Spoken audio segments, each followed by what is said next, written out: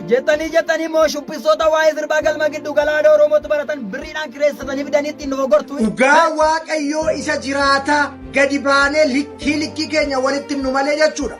Wanti amma adeemaa jiru garantaanitti deemaa jira. Waldaan kiristaanaa zim jedhanii faarfannaa yeroo ammaa kana namoota hedduu dheekkamsiisaa jiru.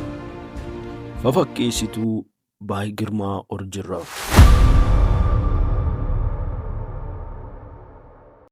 Ashamaan akkam jirtu dhaggeeffattootaa fi hordoftoonni chaanaalii keenya baga gara chaanaalii keenyaatti nagaan deebitan isiniin jecha har'a immoo odeeffannoo haaraa isinii qabannee dhufnee jirra jechuudha.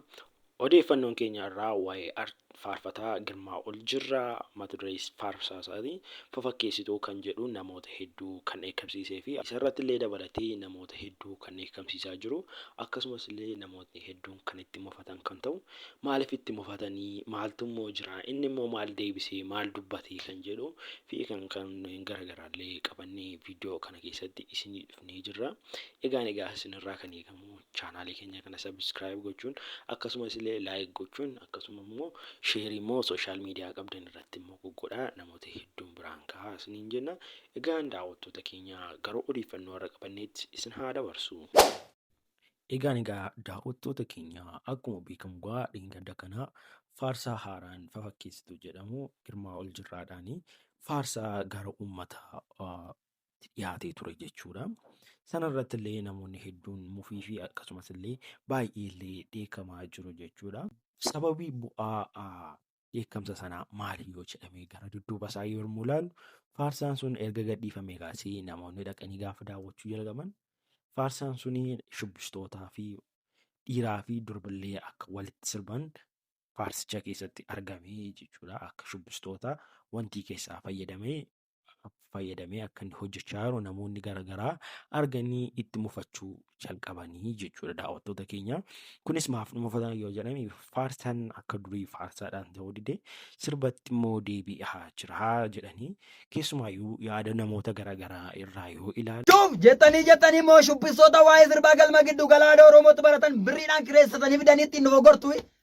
Ilaalaa morma isaanii waan isaan mormatti hidhatanii jiran dhugaa Waaqayyo kana fa'aa of keessaa qabna ilaala. Faarfattoota jedhamu amma isaan kun amma kun fa'aa illee yoo Waaqa sodaadhaati.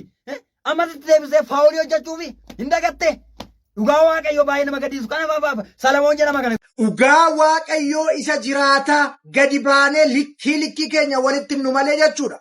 Wanti amma adeemaa jiru garantaanitti deemaa jira. Waldaan kiristaanaa zim jedhanii wanti hundumtuu zim jedheetuma taa'ee ilaala. Faarfannaan duratti yeroo ba'u akkaataa qabaa jechuudha. Guyyaa kaleessaa viidiyoo kana gadhiiseen ture jechuudha. Namoonni kan dhuftaniitu baga faarfattee baga caaffattee jettan ani viidiyoo sana gadi bu'aatti ilaala akkattan gadhiise. Eela piroofaayilii jala jira gadi seenaatti ilaala jechuudha. Guyyaa kaleessaa kanan gadhiise sirbarraa fudhatamee shubbistoota maaliif sirbarraa waammattanii faarfannaa faana waliin maktan jedheen gaafadhee jechuudha. Namoonni kan dhaqeeqa turtan eela kunoo ragasa kana ilaala masqalii mormarra jiru argitanii kana ilaala. Jarri kuni faarfattoota kana keessatti hundaanii waliin caaffaraa turan. Faarfattoota asirratti argaa jirtan kan argitu hundi keessan argitan miti faarfattoota salfii galan kana. Isaan kanatu shubbistoota isaan kana waammatee jechuudha. Laala masqalii mormana jiru. Isa dhiiraas ilaala, isa shamarreen lamas ilaala, warra kaanis ilaala jechuudha. Shubbistoota sana sirba keessaa waammattanii kun maalidha? Akkaataan faarfannaa keessanii tole rakkinan qabu jenneerra. Garuu isin maal gochaa jirtu maaliif shubbistoota kana biyya lafaatii waammattanii sirbitoota keessaa waammattanii kanaaf iyyuu dhugaa qabdu kan isin waammattanii fi kan caaffaru hin qabnu waldaan kiristaanaa. Faarfattoota baroota darban kan caaffaru hin qabnu waldaa kiristaanaas faarfattoonnis hin jirani. Warri kaleessa caaffaraa turan caaffaraan turre jechuudha. Warri kaleessa seera waldaan kiristaanaa naamusa isaan barsiisteen as ba'anii faarfannaa faarfachaa turanii waaqessaa turanii jechuudha. Egaa akkuma dhageessanii namoonni hedduun illee mufannoo isaanii agarsiisaa turanii jechuudha. Kana malees illee faarfataan sunis hin teenye jechuudha. Innis illee yaada faarfachaa irratti qabullee karaa toora feesbuukii isaatii illee dubbachaa ture jechuudha. Akka inni jedhetti bagan sirbee Yesuusiif sirbuun cubbuu miti tarii warri sirba isinitti fakkaate mee ija keessan dhiqadhaa ilaalaa jedhee jira jechuudha. Keessumaayyuu poostii isaa kanarratti koomentii 750 jira. Koomentii isaa keessaa hundumtuu inni kaan hin arrabsaa inni kaan immoo wanti jedha jechuudha. Garuu wal arrabsuun sirrii ta'e osoo hin taane wal qajeelchuun sirriidha jechuudha daawwattoota keenya. Kanaafuu faarfataan kunis gama sirbitoota warroota shubbistoota warra sirbaa keessaa fidee faarsaa keessatti hirmaachisuunsaa baay'ee balleesseera. Kunis faarsaanis akka kanatti hin ba'u. Kanaafuu faarsaan kanaan booda yoo waldaa dhaqee waldaatti gulaalamee seera faarsaa eegee maal eegee yoo sirriitti ba'e bareedaadha jechuudha daawwattoota keenya.